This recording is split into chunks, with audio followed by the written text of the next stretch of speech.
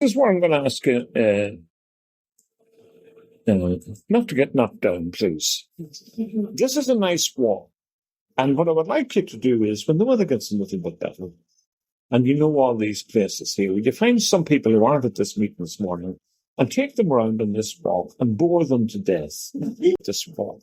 The only place I'm asking you to be very, very careful is there. That road has got very busy. That's the Katy Road, of course. The gates on the right-hand side are the manse gates. Edmund Mallin's entrance on the right-hand side. Not sure how Edmund will think of you parking your car along there, if you want to go on the walk. The walk would take you 40 minutes approximately. And particularly during the summer, it's worth doing because once you get off the road, it's very quiet. There's hardly any traffic at all. So park your car there very, very carefully. The road into the left there. And Jerry Irwin lives there, doesn't he? Jerry's on that corner. Head off down that road and have a look at all the things. Now, this is a lovely walk, which has a series of industrial archaeology, botany, housing, anything you want to see, a practical history of the parish. Okay, so off you go down this road, and as you walk on down the road, there's a few new bungalows. I think this is DC's house, is it? DC, there? So as you go down that road about 100 metres, DC's bungalow is there on your right-hand side. You can actually park your car there if you want. Have in the background Killygola Lake. Nice quiet lake, no crowd, it's just a nice lake. Beautiful view. His garden is well done up. He's got his wee shed there and all. He's a lot of work done in his garden. And it's a nice view. The first of the nice views on this ridge. Okay? So at Walkville times, the old Dunseith farm, or Dunshee as we call them, is in on the left up there. McKierney's then is on the right as you go on past it. And then eventually you come to this fabulous piece of industrial archaeology, a bridge on the Castleblayney Library. Now, it's very strange when they're building the main railway up parallel to the Dundalk Road. They pick spots that were flat, because there's not that many. There are a few bridges on it, but not too many. But when they're building the Katy Road, they didn't worry about hills and valleys. They just built bridges. And everywhere you look around, there's another bridge. And I presume people have been to Tassin and seen the big 12-arch bridge. The bridges they put in the Katy Railway. It was only open for about 10 years, and then it was closed down. But this is a lovely bridge, beautiful brickwork. You can walk under it, stand and shout and hear yourself echoing. And it's a nice walk. So go under the bridge, and when you come out the other side, the land opens up, right? And the Katy Railway runs here to your left-hand side, and over here you see another bridge. You can't get over to that one as it is, but it's another fabulous bridge. Only this one's over the Derrycreevy River. It's not over the road, okay? Within 100 metres of the first one. And I presume you can walk on top of this from somewhere. Has anyone been over that recently? No? It would come down from, say, where Pete McMahon lives on the Monaghan Road. You come in that way to it. Follow the railway line down there. I'm not exactly sure. I haven't been over there. And just see, and the river, of course, flows underneath it and comes out then at the big bridge on the Katy Road here. It's a lovely view. This is a winter's evening from the Monaghan Road, looking back in the opposite direction. And you see again the lake is there, the bridge is to the right, and a nice view even of Spain. So back onto the road that we're on. And here you've got a beautiful bog, lovely place. The houses in the background are out on the Monaghan Road, Horrifying. And as you look over, you see the lake. Maguire's is up there to your left-hand side. Maguire's is up there to your left-hand side. Beautiful view. Lovely place to stop and look around it and simply take in, particularly on a summer's day. So if you walk on, the next farm you come to is on the left-hand side, and of course it's Ward's farm. Those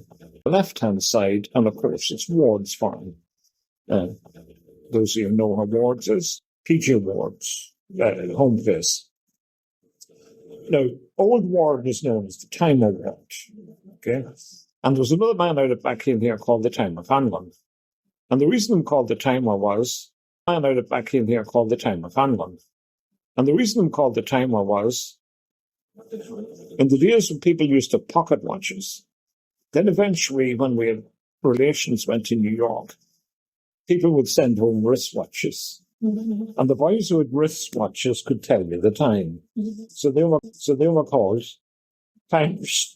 So I assume the Time Award and the Timer Conlon both had a wristwatch, which they got from America, and went around telling people what time it was. I think that's where the nickname came from, as opposed to people who had, the little pocket watches. They had wristwatches, and the timer appears at wristwatch. Anyway, that's what the Time Award is. Now, P.J. Ward's brother, there's a fabulous amount of work. Anyone who's gone out here during the summer, anyone there last summer before, you see the flowers is put on the left-hand side here.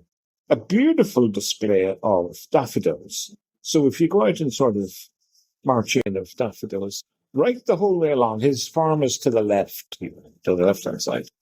And it's all the way along. And then during the summer, he put this in.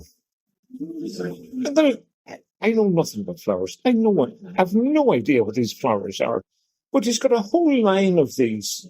Right the whole, and look at this. If I didn't tell me what these flowers are, I have no idea. Sunflowers are red ones and pink ones and yellow ones and white ones.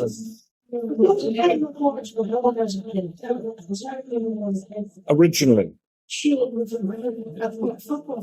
Yeah.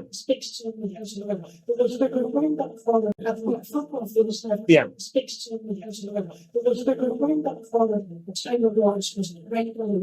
Was there as well. Yeah. Flowers. Yeah. Well, this man every summer, puts these all along the whole road. Every summer. Yeah, puts these all along the whole road. And you're walking along it. Absolutely surprising. He's also done a lawn on the other side, and he mows the lawn, he keeps it all tidy, and it's an amazing walk to go in and... Now, I'm not showing you this so you can go in and steal these. It's an amazing walk to go in and... Now, I'm not showing you this so you can go in and steal these flowers. Just go and walk past them. It's an amazing display. Just along the side of a country road, and there's all these... I couldn't believe it when I saw it originally. Anyway, that's up past the Time Awards. So keep walking. You go to the top of the hill. There's a lovely little cottage at the top of the hill, and you walk on. And then you come, and there's a series of houses along this road, and you can explain to people what sort of house it is. Now, this one is closed down, but it's a typical Monaghan house. Porch door. It's actually got a window in the gable, which is a little bit unusual.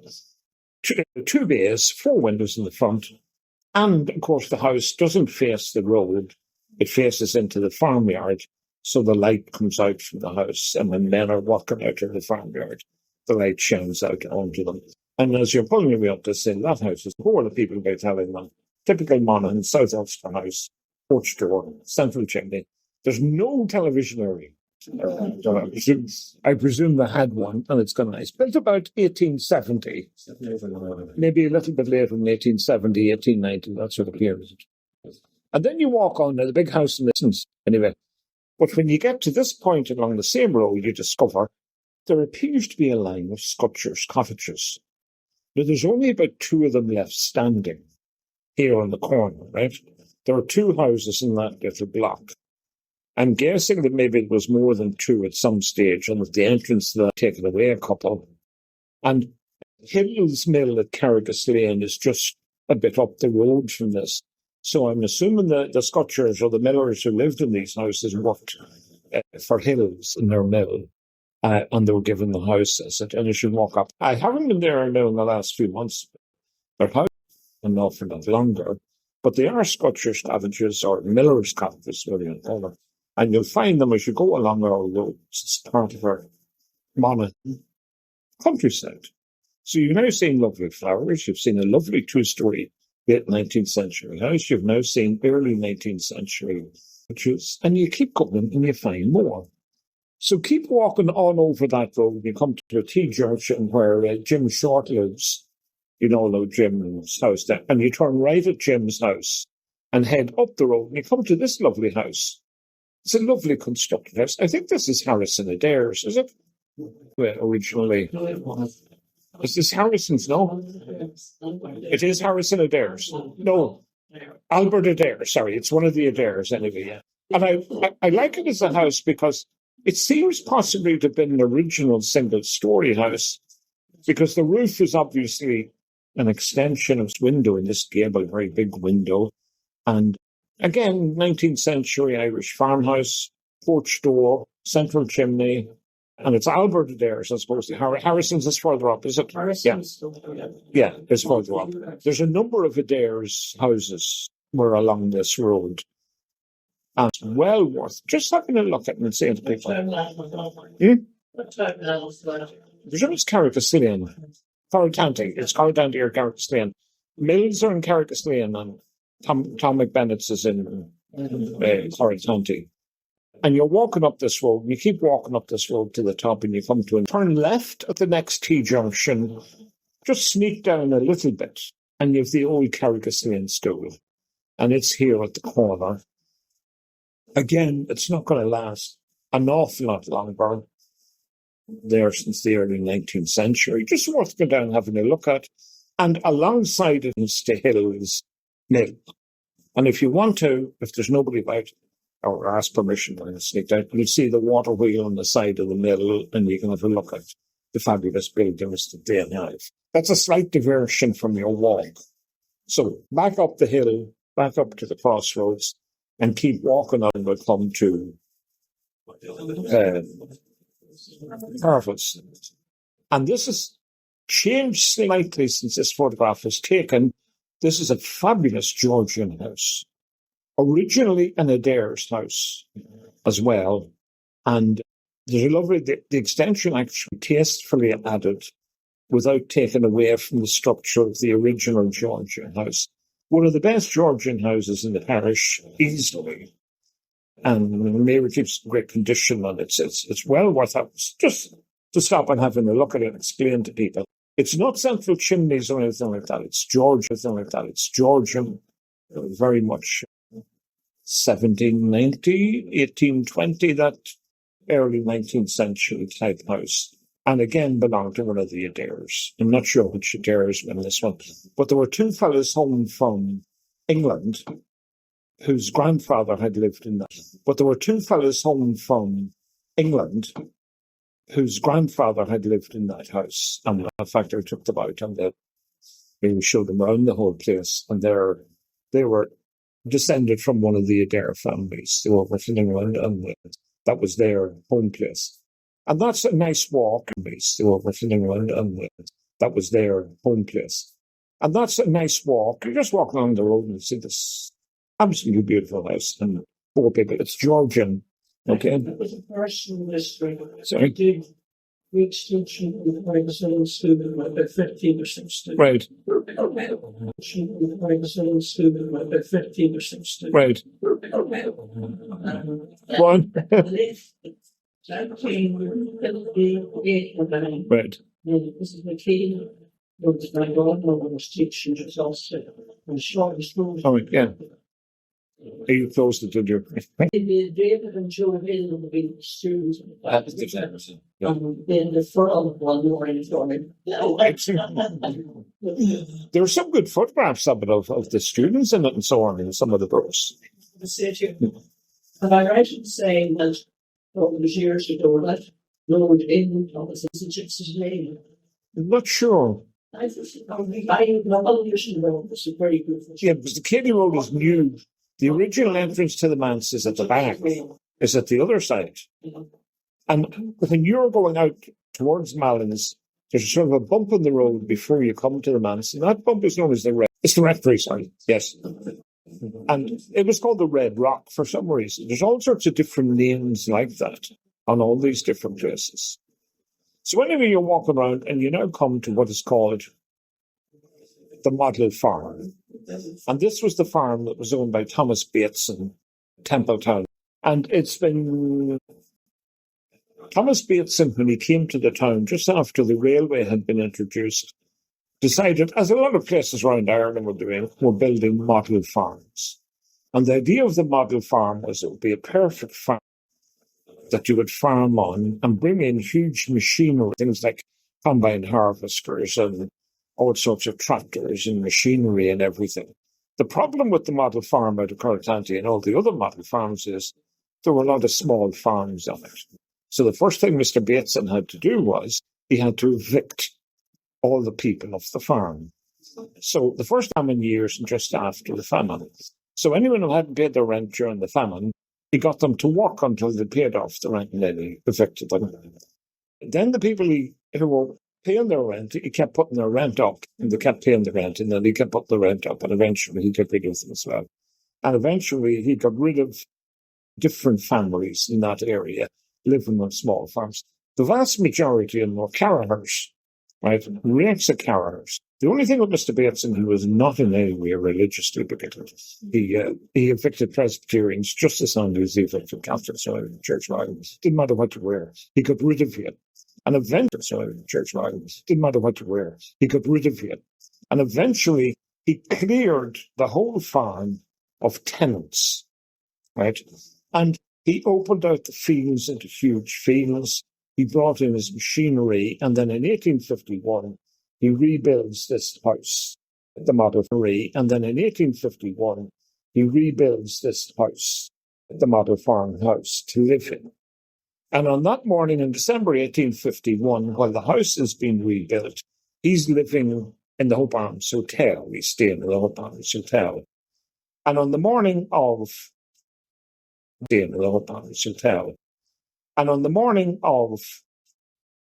December, whatever it was, he gets up in the Hope Arms Hotel. The first thing he does is he goes across to the Market House here, and he sits as a judge in the Petty Sessions Court.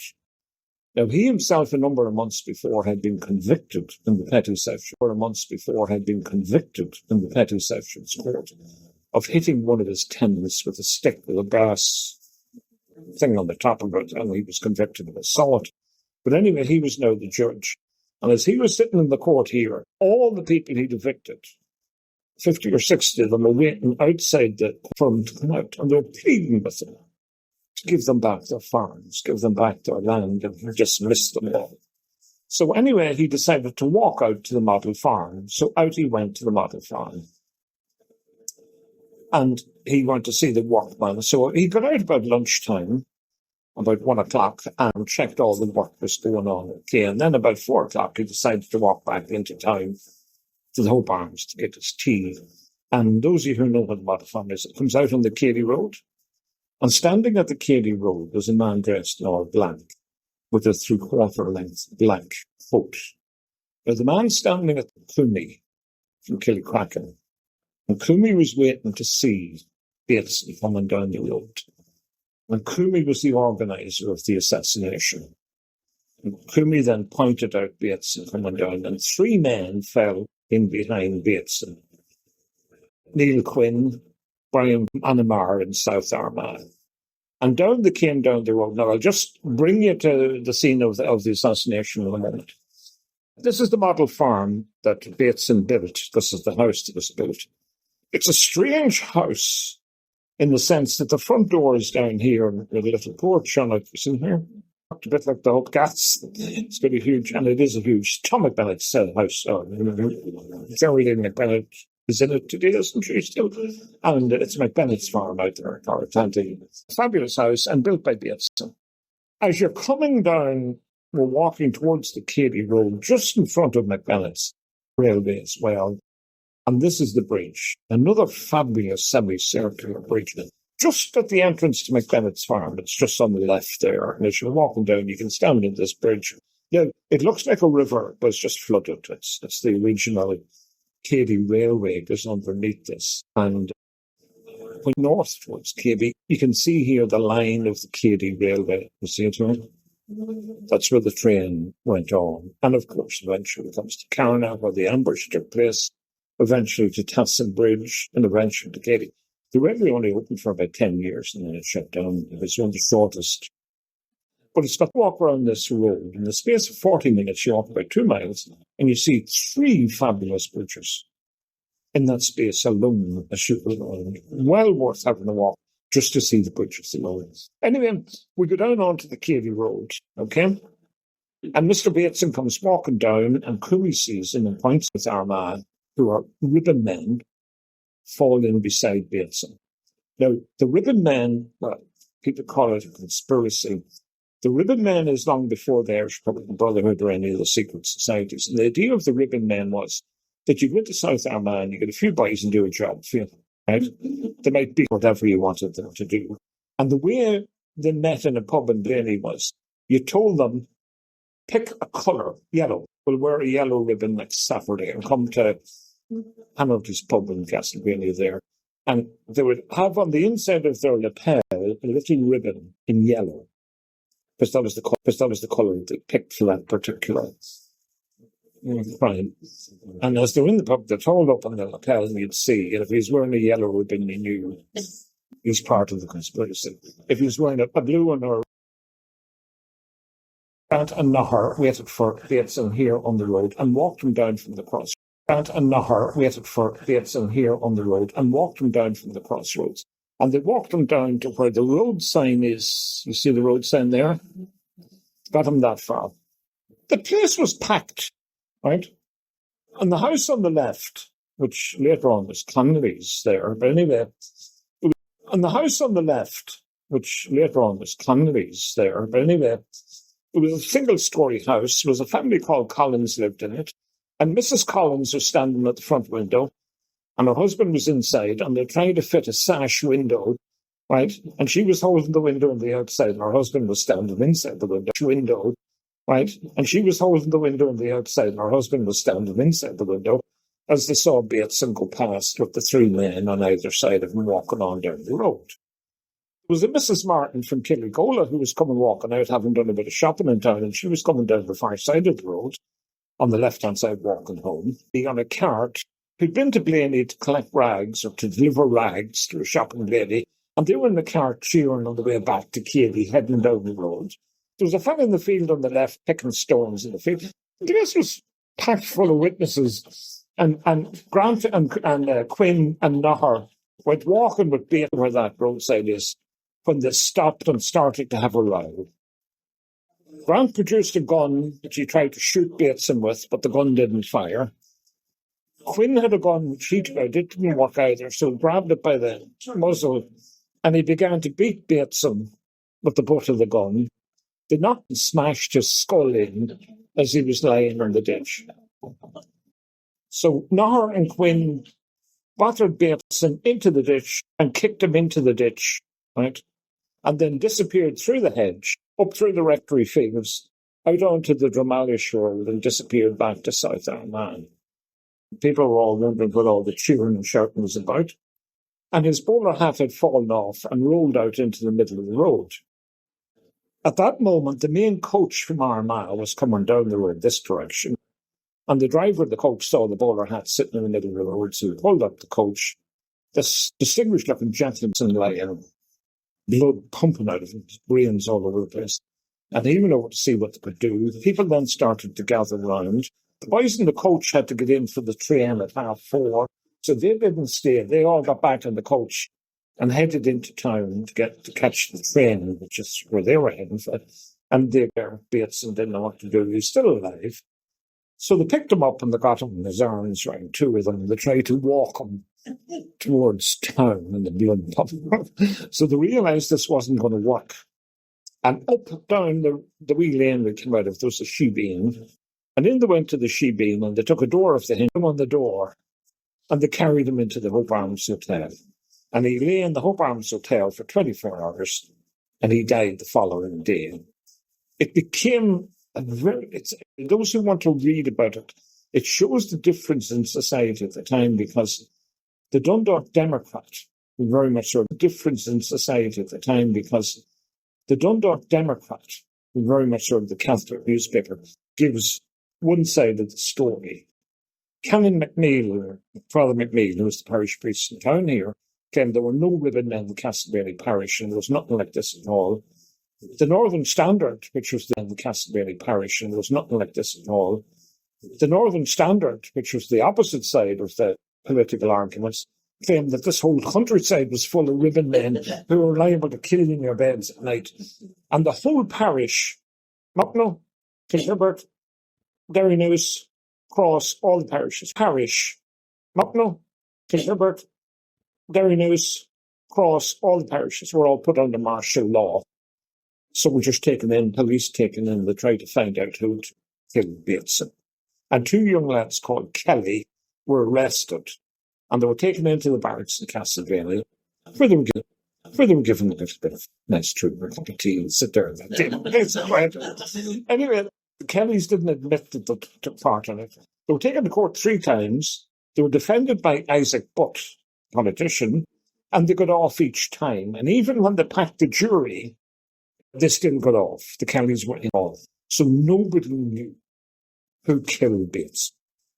Everything was going grand until about 2 years later when Bridget Naher, sister of Patrick, who was one of the 3 men who done it, decided to come into the police in Castleblayney and turn Queen's evidence.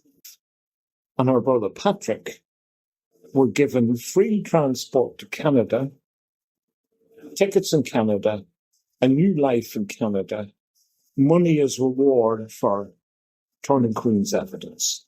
And Quinn and Grant were arrested, and they were taken to court in Monaghan where they were found guilty of the murder of Thomas Bateson. And then, having been convicted, they had to hang them. Right? So the wooden scaffold was built, and those you would know it when you go up to the hospital in Monaghan, which is where the prison was. You know, we should go up the hospital here, up to the hospital in Monaghan, which is where the prison was. You know, we should go up the hospital here in Monaghan. The scaffold was built along the side of the road there, where that wee bank is, and there it was there. But the scaffold only held 2 spaces. So Quinn and Grant, who'd been children together out in Anamar, wanted to be hanged. So Quinn and Grant, who'd been children together out in Anamar, wanted to be hanged together. So the first 2 men taken out were Quinn and Grant, and the ropes were put around their neck. Grant went down suddenly on snap. Quinn didn't. The boy had to get under the scaffold and pull his legs down. Snap. Quinn didn't. The boy had to get under the scaffold and pull his legs down to break the neck so to make sure he was dead. And then poor Crumey had to come out on his own. And Crumey claimed, then they admitted they were guilty. And Crumey wanted his body to be buried properly. He didn't want to be buried in the prison grounds. So then they put Crumey in and he went down. What's the phrase they used in Sam Hall? Not a word, tumbling down. Anyway, poor Crumey was hanged as well, and his body was given back to the family. I think he was buried in Orem because he was a native. But Crumey was hanged, 3 of them were hanged. But the last 3 men hanged publicly in Monaghan, right? 5,000 people turned up to see it. It was like a kind of film. Right? There they were, and the hanging was done there. There was no more hangings ever done along. The 3 men got off money and off they headed and disappeared off to Canada as well. It was the only way they were ever going to find out who did it, was to get somebody to come forward and give evidence. They no evidence at all. And the only thing the police did in the barracks here in town when a crime was committed, they took somebody and they kicked them around the place and we admitted who did it. They can delete it. Right? But Grant was hanged, Quinn were hanged, and the 2 of them were hanged together because they wanted, as lifelong friends who grew up neighbours up in Anamar here, and they wanted to be hanged together. Crumey then is hanged on his own. And Brian Grant, of course, according to Sadie McKenna, was related to them. No, I know that the Grant here in town, Fairley Grant's grandfather, whatever he was a Fenian and had been arrested a number of times for all sorts of literature and organising and so on. He did have a connection with certain people that Brian Grant was related to. But Sadie always accepted that he was one of the clan. Now, as you walk back down here, poor Bateson was left lying in the ditch there. And that's where he died. So he didn't die there. That's where he got the baton. And then they put him on the door and they carried him into town the next afternoon. So, as you walk around, start telling people a wee bit too, I suppose. Always make it a little bit about this. But Bateson came from the model farm, and the whole problem is the fact that he was evicting people Now, in the Clogher record, in some of the books, there's a great article done on the Bateson murder by Armagh. Now, unfortunately, Kevin died last year there. Kevin was a teacher up in St. Joseph's and Cross, and he wrote a great article in the Seanchas Ardwaka history magazine on outrages in this area, and he wrote a whole series about the Bateson murder. And it's only to read to find out what pubs were the boys in Castleblayney, where did they meet, which pub was the Fenian pubs, and where did they, there's great talk on how they met people and coming into Blaney and how they organised and so on. And a fellow called Michael McMahon, who was from somewhere in Killarney direction, has a book written that I saw last night. It's called The Murder of Thomas Douglas Bateson, and you can buy the story. And it's a good book as well, because it goes into the background and the whole social background. They list the people, all the people who were evicted, all these caravans out there were all evicted, and all the different families. And as I say, there's collectors, Presbyterians and Catholics, and the whole lot are listed there. And as to where they went. Now, that's the story of Thomas Bateson. I brought it in because to do that walk, right, I've just shown you there, it's about 40 minutes. Get a nice summer's day, go out and park in front of Deasis, and just walk around the old city, park in front of Deasis, and just walk around the old city. You don't even have to come down the Kelly Road. Kelly Road's a dangerous road anyway. And just walk around, and you can down eventually past, like, say, Oliver's there onto the Kelly Road, and you can walk the whole way back and take about, well, depending how quickly you walk, 40 minutes would easily do, yeah. Take about, well, depending how quickly you walk, 40 minutes would easily do, yeah. And it's nice. There's no traffic on it, and you see things, and it's nice and pleasant. Right. So I want to give people, and maybe at some stage we do maps here around the town of nice walks that people can do, and things that you can see here around the town of nice walks that people can do, and things that you can see. Even to see those 3 bridges, it's worth going out to see, right? Yeah. Yeah. Did we do that one out there? Yeah. Yeah. It's a nice one. Yeah. It's a nice one. It's a nice one. Yes. Yeah. It's a lovely walk.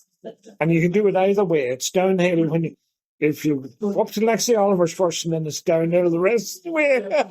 Whereas if you go in at the rectory, that's up to Carrick's Lane and on around the back there. One side of the house the reeds for the Weaving Linen, yes. There's a number of them. There's a little house along that road. I didn't put a photograph out here, and it's got aluminium windows in it, and like an asbestos roof or something. It's a wee 2-roomed house along that road as well. There's a couple of modern houses there that are very big. But anyway, it's a lovely walk, and it's quite easy to do, as I say, when there's no traffic. Now, if you're a cyclist, you'd cycle it in 15 minutes, okay? And if you want to drive it, you take a car close in some places, but you can drive a car around. If you drive it in 5 minutes, it's nice, well worth going to see, because it's local. It's got stuff in it. Okay? So that's, now for next week, Charlie Lockman isn't there, is he? Charlie has got a copy of the Castleblayney Rent book, right? A copy of the Castleblayney Rent book, right? And what I was going to do the next day is to give Charlie and the woman was here and whoever else I can see there, and to do a little bit on the Crescent. Because this year it is the 75th anniversary of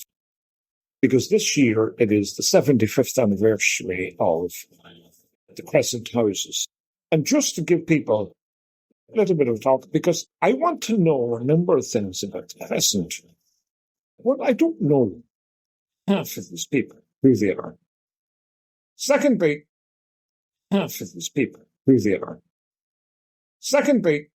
what were the criteria for getting a house in the Crescent? You applied for the house in the Crescent at the start in 1949. I assume married people got priority over single people. And did the number of children you had get you a bonus? Were you more likely to get a house depending on how many children you had?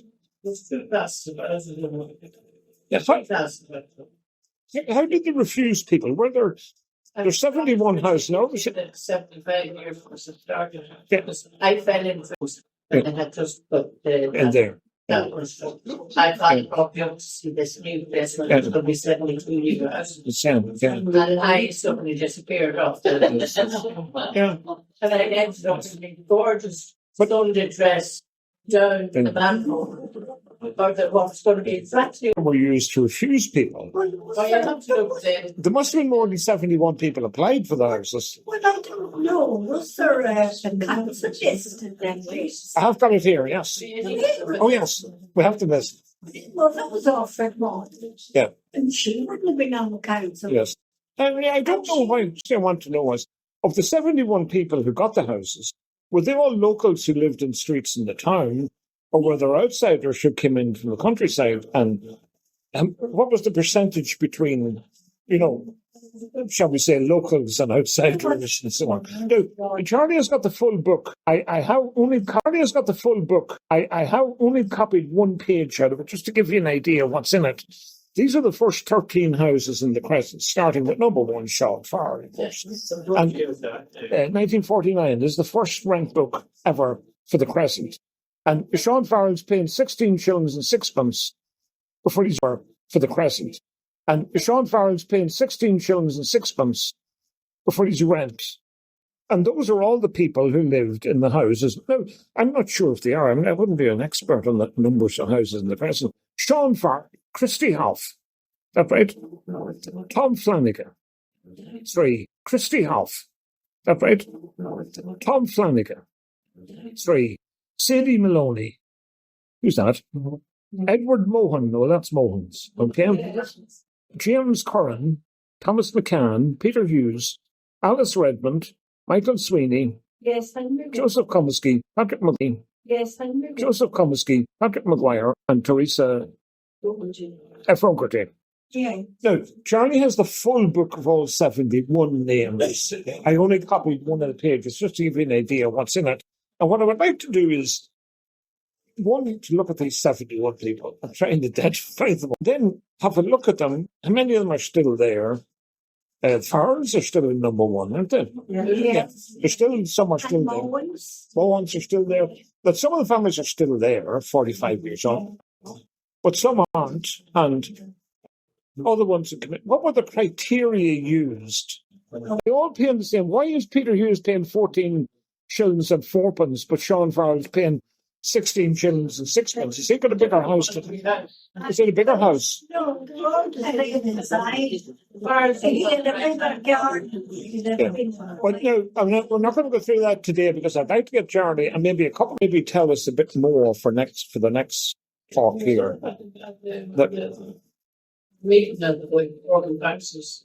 Oh yes, yeah, and they called it O'Duffy Terrace. They had a vote in the council and it became known as O'Duffy Terrace, but nobody ever called it O'Duffy Terrace. Must have been too many. Well, they voted to call it O'Duffy Terrace at one of the meetings, but it never caught on. It remained the Crescent always, I think. But O'Duffy Terrace was one.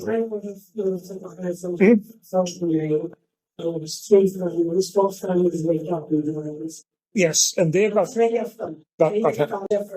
and yours, yeah. So and Clifford is on there on one of the lists I saw, and I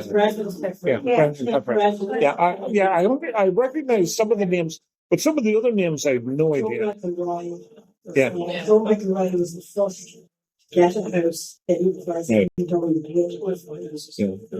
How many of those men worked in McElroy's factory, or who worked in the quarry, or who worked? Where was the employment of most of these? I mean, I presume a lot of them in later years worked in McElroy's factory rather than in the boot factory, of course, in 49.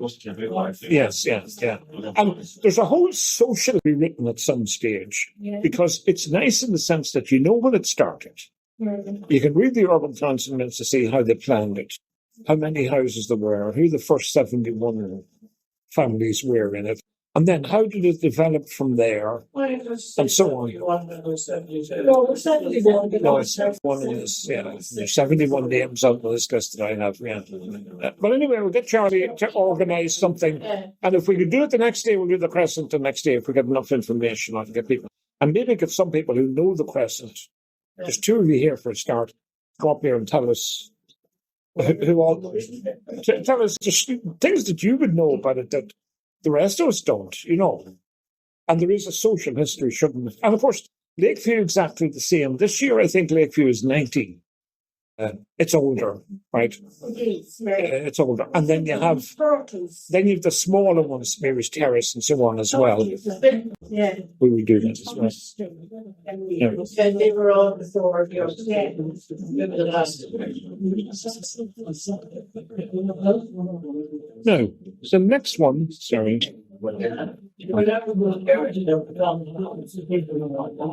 No, coming back kind of back to bridges again, but I'm not going to talk about bridges. On a fairly quick run through on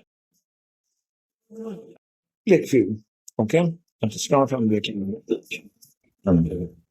First, we're going to take a break for 1 minute. Can you all talk among yourselves? My doctor has me on blood. 1 minute. Can you all talk among yourselves? My doctor has me on blood thinning and ready tablets. I'm just going downstairs to use the bathroom. If you don't mind, give me a minute, okay? Give me 30 seconds. Yeah, fine.